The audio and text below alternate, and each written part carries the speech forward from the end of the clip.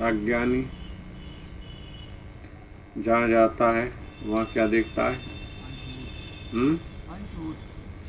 पंच महाभूति देखता है। और ज्ञानवान जहाँ जाता है वहाँ अपने सिवा, आत्मा के सिवा कुछ नहीं भासता उसे, वास्तव में है ही नहीं। एक आत्म सत्ता के सिवा, उस ब्रह्म सत्ता के सिवा कुछ है ही नहीं। बस यही तो अनुभव करना। आज जो आपको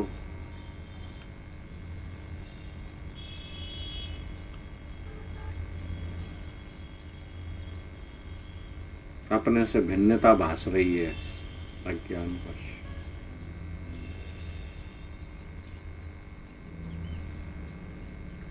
और अज्ञानता के हटने से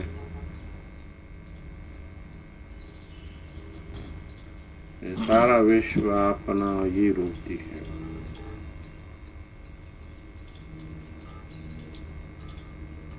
सारी कल्पनाएं, सारी मान्यताएं जो चित्त में भर रखी थी, सबका नाश हो जाएगा। केवल इतना काम है। लेकिन ये अज्ञानता के कारण ये मनुष्य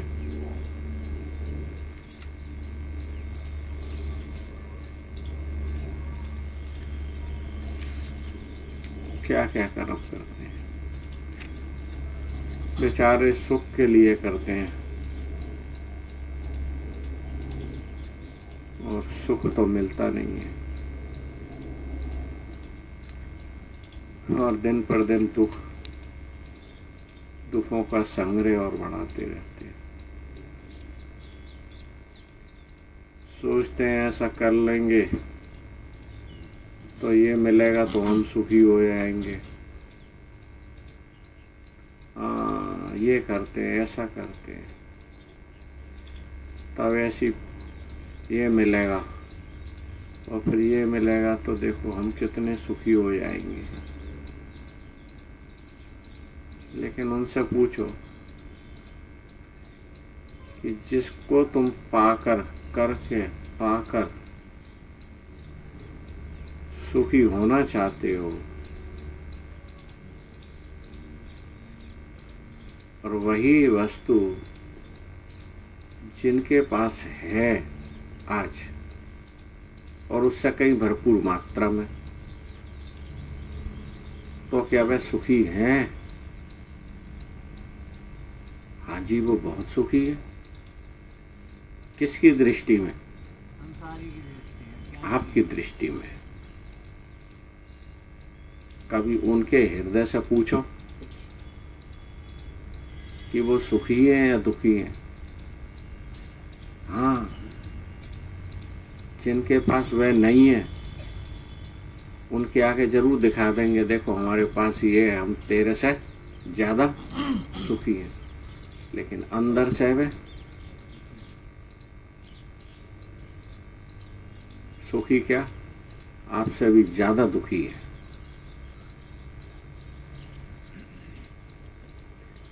क्योंकि वास्तविक सुख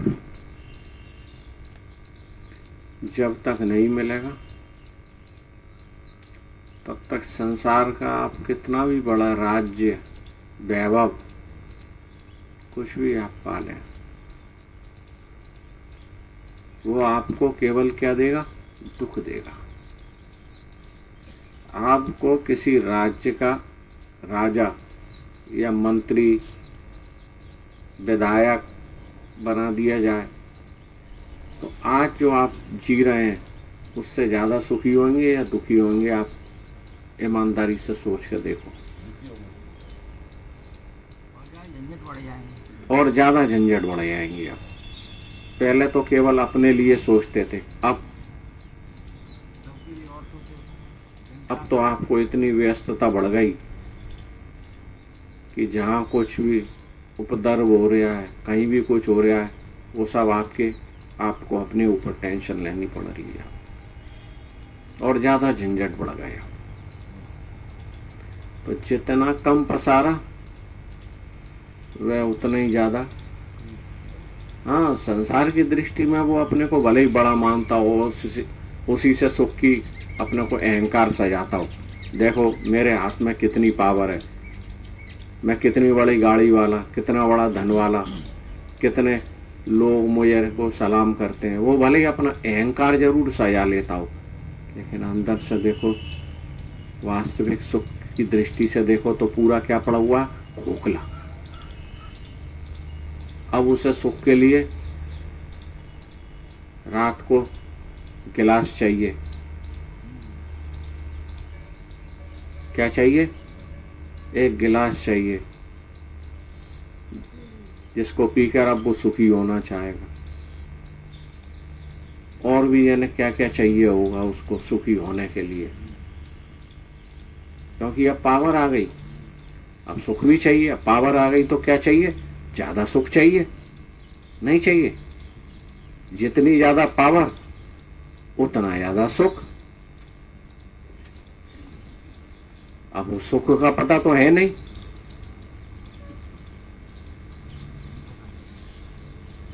सुख का पता तो है नहीं। अब क्या करना, क्या करेगा वो, जो पावर आई उसका दुरुपयोग करेगा। और विषयों को तो पावर है, जितने चाहे विषय ले ले, आपके पास पावर नहीं है, आप विषयों को नहीं भोग सकते, तो आप बचे हुए हैं। और अब आ गई आपके पास पावर, आ गया खूब धन, अब तो छूट हो गई जी, मजा आ गया। अब तो हाथ में, दोनों हाथों में क्या है, लक्ष्मी लक्ष्मी है। अब लक्ष्मी आई है तो कुछ तो इसका असर दिखाएगी क्या, कुछ तो करना ही पड़ेगा, नहीं करोगे। अब तिजोरी में रखने के लिए फोन ना आई है, उसका उपयोग तो करोगे। असली सुख का पता नहीं है, हाँ, जिसको असली सुख का पता लग गया वो इसमें लगाएगा असली सुख के लिए। हाँ चलो भाई, किसी महापुरुष के पास चलें, इसका सदुपयोग करें, एकांत में रहें, अपने जीवन का निर्वाह भी होता रहेगा, वो इसका सदुपयोग करेगा। और लेकिन जिसके पास महापुरुष का सानिध्य नहीं है, सत्संग नहीं है, तो वो इस लक्ष्मी का क्या करेगा, दुरुपयोग करेगा। अब उसको रोज चाहिए पीने के लिए। क्यों चाहिए जी, क्यों पी रहा है, गम बुलाने को, सुख के लिए। किसके लिए, सुख के लिए, कि सब भूल जाऊं मैं, पीकर क्या हो, जितनी चिंताएं हैं सब भूल जाऊं, सब भूल कर भी कहां पे स्थित हो जाऊं, उस सुख में स्थित हो जाऊं। लेकिन ये तो ज्ञानी जानते हैं कि सब भुलाकर वो, लेकिन वो सोचता है कि दारू में सुख है। किस में सुख है, दारू में सुख है। बोले इसको पीने के बाद क्या मिलता है, सुख मिलता है। और ज्ञानी जानता है कि सब और संसार से हटने के बाद सुख तो अपना ही आ पाए। तो क्या इसके लिए दारू की पराधीनता चाहिए, शराब की पराधीनता चाहिए, विषयों की पराधीनता चाहिए? जो पराधीनता से सुख मिलता है वह सुख टिकता नहीं है, वह सुख तो विषयों के अधीन होता है।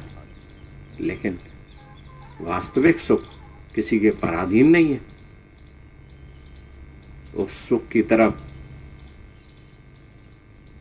क्या दृष्टि बताएं, जब वह अपना ही रूप है तो दृष्टि जाए या ना जाए, बस हम तो एक ही बात कहेंगे कि अपनी दृष्टि बस आप बाहर के सुखों से हटा लो, बाहर की सत्यता से आप हटा लो, बाहर को असत्य जान लो आप, तो फिर वह सुख आपसे दूर तो छोड़ो, पास भी नहीं कह सकते। क्योंकि जो चीज अपने से अभिन्न हो उसको क्या हम दूर कहें और क्या आपके पास कहें। कह दें आपसे आपके सुख आपके पास है, तो हमने सुख को आपसे दूर कर दिया, आपसे भिन्न बता दिया सुख को आपके पास कह के। अगर हमने ये कह दिया सुख आपके पास है, तो हमने सुख को आपसे भिन्न कर दिया। जो चीज आपसे भिन्न नहीं है उसको पास बता के भी क्या कर दिया, आपसे भिन्न कर दिया। हाँ, आपको आंख कह सकते हैं कि आंख आपके पास है, जबकि अब वो तो दूर ही दूर है आपसे। आपसे पास और दूरी आपकी आंख की कह सकते हैं, आपके हाथ की कह सकते हैं, आपके बंधु बांधवों की कह सकते हैं, आपके शरीर की कह सकते हैं कि शरीर देखो आपसे पास है। लेकिन वो सुख ना तो आपके पास है और ना आपसे दूर है। क्या कहेंगे हम कि आपसे भिन्न है ही नहीं वो सुख। जिस प्रकार जल तरंग जल से ना तो पास है और ना दूर है। लोग कहते हैं पास में, अरे पास क्या मूर्ख, वो तो जल से अभिन्न है। वो भिन्न नहीं है, अभिन्न है, वो जल ही है। तो इसी प्रकार सुख आपसे पास नहीं है आपके, और ना आपसे दूर है। अच्छा जी, दूर नहीं है तो पास भी नहीं है? हाँ, पास भी नहीं है। बस इशारे में समझ जाओ आपसे अभिन्न है, आपसे भिन्न नहीं है। जिसको आप अपने से भिन्न मानते थे और उसको भिन्न जानकर उस सुख को पाने का प्रयत्न करते थे, और वो भी गलत जगह से पाने का प्रयत्न करते थे, विषयों से करते थे। कुछ पाकर ये पालें तो सुखी हो जाएंगे जी, कुछ सुंदर महल बन जाए तो सुखी हो जाएंगे। हर एक की अपनी अपनी कल्पना होती थी। बोले फलाना घूमे आए, पूरे यूरोप का टूर लगा लें तो सुखी हो जाएंगे। तो सुख की कल्पनाएं कर रखी थी। लेकिन क्या सुख के लिए ये सब करने की जरूरत है? बल्कि जितना पसारा उतना ज्यादा आपने अपने ऊपर क्या बढ़ा ली? टेंशन बढ़ा ली। आपने उतने ज्यादा आपने विस्तार करा, उतनी ज्यादा क्या बढ़ गई आपकी? अब टेंशन और बढ़ गई। तो जितने आपका पसारा कम होगा, निवृत्ति की ओर आएंगे आप जितना, उतना आप सुख की तरफ आएंगे। जितना निवृत्ति की ओर आएंगे, जितने संसार की पराधीनता कम होगी, विषयों की आपकी जितनी आवश्यकताएं कम होंगी, आप उतना सुख के करीब आएंगे। और जितनी आप अपनी इच्छाओं को बढ़ाएंगे, अननेसेसरी इच्छाओं को बढ़ाएंगे, ये मिल जाए, ऐसा हो जाए, वैसा हो जाए, ये पालें, वो पालें, तो उतना ज्यादा आपको कर्म के अधीन होना पड़ेगा और कर्म करना पड़ेगा, क्योंकि आपकी अब इच्छाएं और बढ़ गई हैं। अब आप सुखों की पूर्ति करना चाहते हैं उन इच्छाओं से। सुख इच्छाएं भी क्यों होती हैं? सुख के निमित्त। और सुख के निमित्त इच्छाएं होती हैं, तो फिर उसके निमित्त हमको कर्म में भी लिप्त ज्यादा होना पड़ता है। जितनी ज्यादा इच्छाएं, उतना ज्यादा कर्मों में लिप्त हो, और फिर हम अपने से और दूर जाते चले जाते हैं, और सुख से क्या होते हैं? दूर जाते हैं। अब चिड़चिड़ाहट आनी शुरू हो जाती है जी, और ज्यादा जीवन में चिड़चिड़ा आती है, गुस्सा आता है, क्रोध आता है, चिड़चिड़ाहट आती है, काम बिगड़ता है तो और ज्यादा गुस्सा, चिड़चिड़ापन हो गया अब तो, क्योंकि जैसा चाहते हैं वैसा हो नहीं रहा। तो जरूरी थोड़ा ना ये सृष्टि आपके हिसाब से चले। अब क्या होगा? टेंशन होगी, क्रोध आएगा, तनाव होगा, घर में, दुकान में, फैक्ट्री में, जहां आप रहते हैं, क्योंकि आप चाहते हैं ऐसा हो और वैसा होता नहीं है। और ऐसा भी आप कर क्यों रहे हैं? कि सुख मिले, हमारी इच्छाएं पूरी हो। जो हमारी इच्छाएं हैं संसार की, अपनी इच्छाएं बढ़ा रहे हैं, और इच्छाएं बढ़ा रहे हैं इसलिए सुख मिले ज्यादा से ज्यादा। और मालूम पड़ा कि सुख पाने गए थे और उल्टा क्या हुआ जी? अब तो टेंशन और होने लगी, अब तो दुख और आने लगा।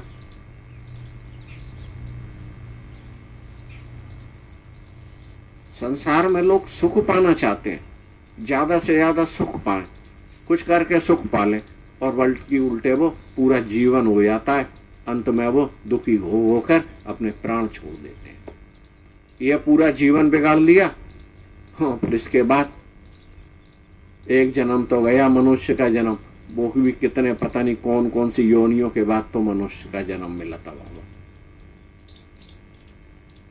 महापुरुष मिले वो तो कोई बिरला होता है जिसको महापुरुष का सानिध्य मिल जाए।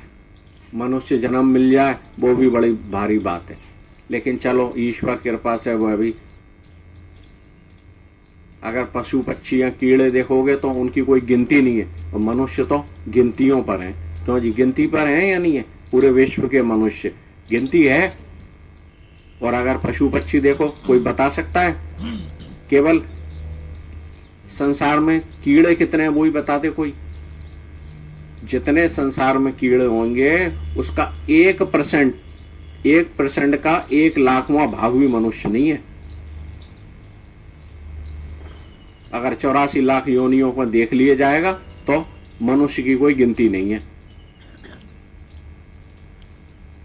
अगर चींटी देख लो तो, केवल आगरा भर की चींटी देख लो तो उतने मनुष्य होंगे।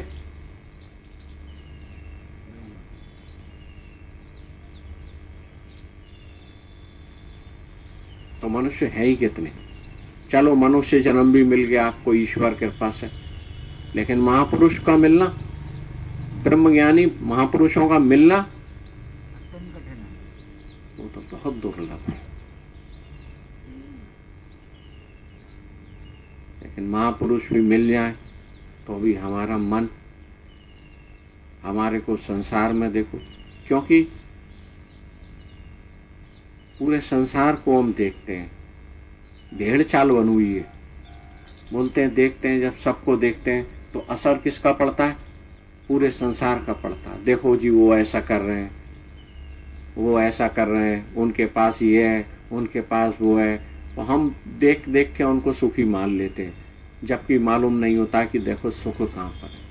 सुख की गलत खोज हमारे को उल्टा हमारे को दुखी कर रही है। जबकि सुख के लिए तो देखो मदालसा के बेटों का जीवन देखो, अपने माँ ने देखो, उस माँ की समझदारी देखो, उस माँ की बुद्धिमानी देखो आप। क्या बुद्धिमानी थी, क्या समझदारी थी, कितना विवेक था। अपने पुत्रों को अपने राज्य से कहती है तुम तो जाओ उस ब्रह्म ज्ञान को पाओ, और बच्चे भी, पुत्र भी ब्रह्म ज्ञान को पाकर देखो कहाँ पे एकांतवास कर रहे हैं। कोई महल में नहीं, कोई राज्य में नहीं, वनों में एकांतवास कर रहे हैं। वहीं पे कोई आराम से कुटिया बना के, कोई संसार के झंझट नहीं। तो जिसको जो आपकी दृष्टि में क्या है? दुख रूप है। क्या है वो? दुख रूप है। और वह जिसके पास राज्य हो, पाठ हो, हजारों लाखों सैनिकों, दास दासियों, हीरे जवाहरातों के खजाने हो, वो अपने राज्य पाठ को छोड़कर कहां पे? एकांत में रहता है। क्यों रह रहा है? सारे विषयों को छोड़कर।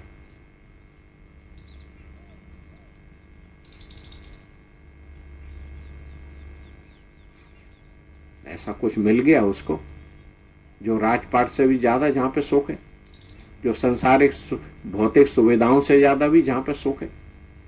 लेकिन इसको हर कोई क्या जानता है?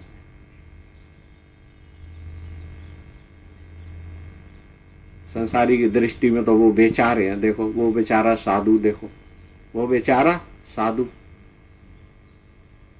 अरे वो बेचारा नहीं है, बेचारे तो तुम हो। वो तो शहंशाह है। कौन है वह? शहंशाह है। इंद्र को भी अपने आगे वो क्या मानता है? रंग को गरीब मानता है। वो पाया हुए बैठा है। वो इंद्र को भी अपने आगे गरीब मानता है। वशिष्ठ जी तो कहते हैं राम जी से, राम जी ज्ञानवान इतने उत्कृष्ट पद में स्थित है। वशिष्ठ जी कह रहे हैं, किससे कह रहे हैं? राम जी से कह रहे हैं कि ज्ञानवान कितने उत्कृष्ट पद में स्थित है, जहां पे सूरज चांद भी कहां पे भासते हैं? पाताल में भासते हैं। इतने ऊंचे पद में स्थित है ज्ञानवान, इतनी ऊंचाई पर है, जिसके आगे सूरज चांद भी पाताल में भासते हैं। और बेचारा ध्रुव, वो क्या चाहता था? अटल पदवी, सबसे ऊंची पदवी। भगवान नारायण को उसने प्रसन्न किया और उनसे भी क्या चाहता है? कि अटल पदवी मिल जाए, सबसे ऊंची पदवी मिले मेरे को।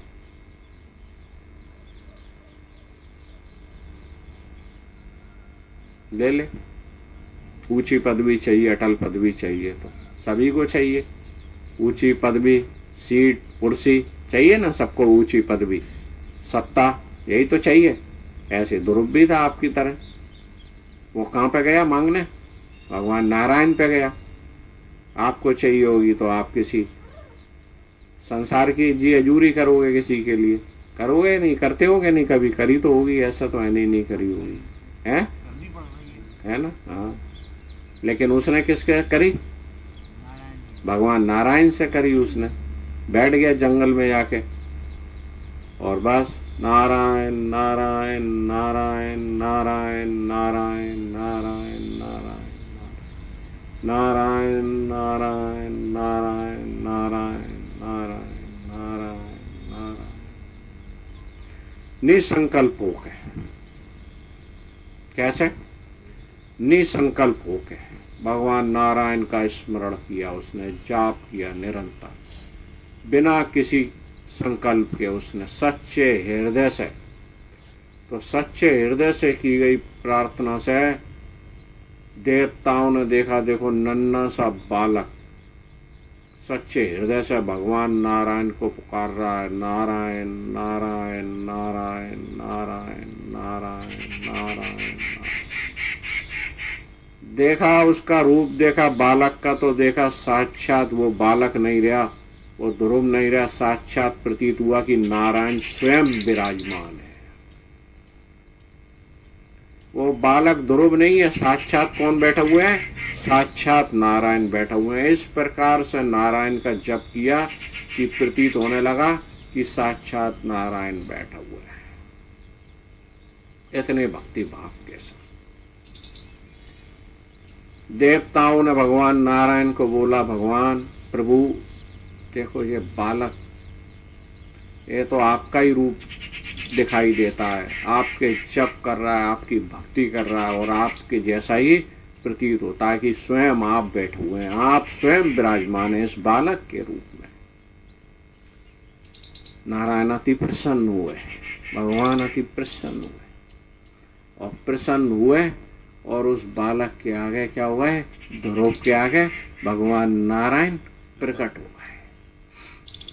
बोले भगवान, अरे ध्रुव खोल आंखें, देख मैं तेरे आगे स्वयं प्रकट हूं।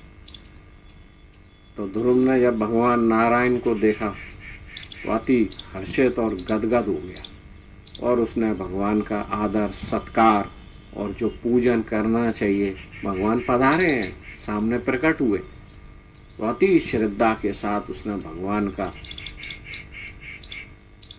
आंखों में आंसू निकल रहे हैं, आंखें आंसुओं से भीगी हुई है, प्रेम से हृदय सरोवर हो रहा है।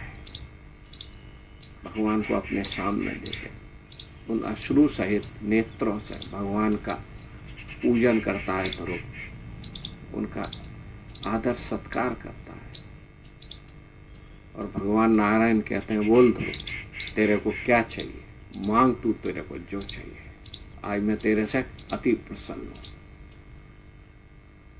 और ध्रुव कहता है, बोले प्रभु मेरे को तो बस अटल पदवी चाहिए, सबसे ऊंची पदवी चाहिए, जो सबसे अटल हो, ऊंची पदवी हो। बोले तथास्तु, बोले तेरे को सबसे अटल पदवी तेरे को मैं देता हूं, सबसे ऊंची पदवी। और भगवान नारायण ऐसा कहकर क्या हो गए? अंतर्ध्यान हो गए, चले गए। अब ध्रुव तो बहुत प्रसन्न है, क्या? बहुत अधिक प्रसन्न है।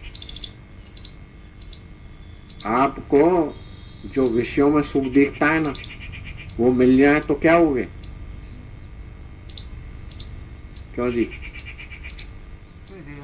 है? अब तक तो होते थे, अब नहीं हो रहे।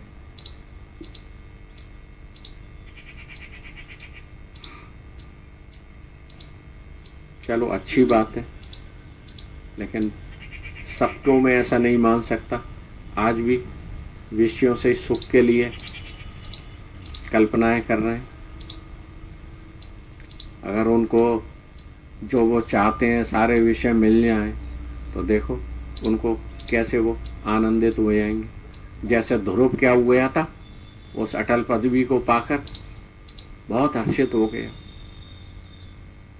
हैं। आपको भी देखो बहुत बड़ा बड़ा गाड़ी बंगला अगर अभी मिल जाए तो हैं।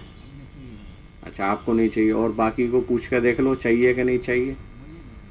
हाँ, आपको नहीं चाहिए ना, बाकी तो सब उसी के लिए बैठे हुए हैं ना, हैं। संसार में क्यों कर रहे हैं कर्म, उसी के लिए तो कर रहे हैं,